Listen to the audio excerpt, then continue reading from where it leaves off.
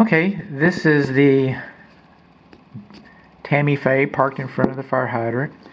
This is your neighbor across the street. Their house is being built. And if you look beyond your neighbor, you can see a retaining wall over there. Now, I don't do surveys, but a retaining wall is usually, and this might be the community's, okay, homeowners association. I don't know who owns the retaining wall. But usually it belongs to the person whose property it's retaining. So usually high ground.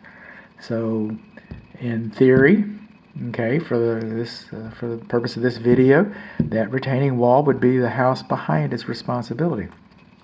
Now, in regards to a home inspector, if the retaining wall does not directly affect the structure, then it's beyond the scope of an inspection. So now we got all this like, what does it really mean? Okay, so take this house back here, for example, that house right there. If this wall, okay, was to fail, because it's obviously twice its height away from that structure, if this wall was to fail, it would have no immediate effect on the property owner on the high ground. But across the street from you, these yards have like 0 backyards. And so if that retaining wall was to fail, it may have could have, I don't know, I'm not even inspecting across the street, right? But it could have a devastating, catastrophic effect on the property that's right at the base of the retaining wall.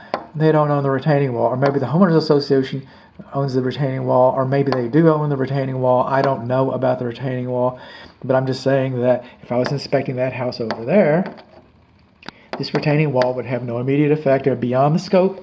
It would be beyond the scope of this inspection report, or a inspection report, a Texas Real Estate Commission inspection report. Now we're unwinding through here. We're coming through the primary bedroom, and we're looking at the back of our yard.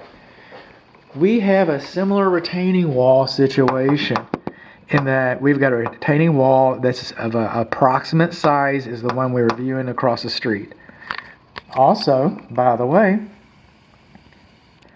this retaining wall that we have, our retaining wall today, it is more than twice its height away from the house. So it could fail catastrophically. And like the other house that was built, not like the unbuilt one, but it would have no immediate effect on this house. And therefore, this retaining wall, our retaining wall, is beyond the scope of this inspection. I did go around here. I walked around there and I looked down, you know, as best I could. I'll try and drive around and take another look at it. It looks like it's doing fine. It's all newer retaining walls. But this house over here might be a similar situation. They might not. They may have 0 lots. Okay, 0 lot. Well, they don't have much over here. Okay, so some of these houses don't have a lot of backyard. So this retaining wall could fail and possibly, you know, it would, at a minimum, it would be an annoyance to the people behind there. It's got to fail first. It's got to fail first. See, we got these retaining walls over here. Okay, if they're less than 4 feet high, they were never required, 5 feet high, if they were never required to have a building permit.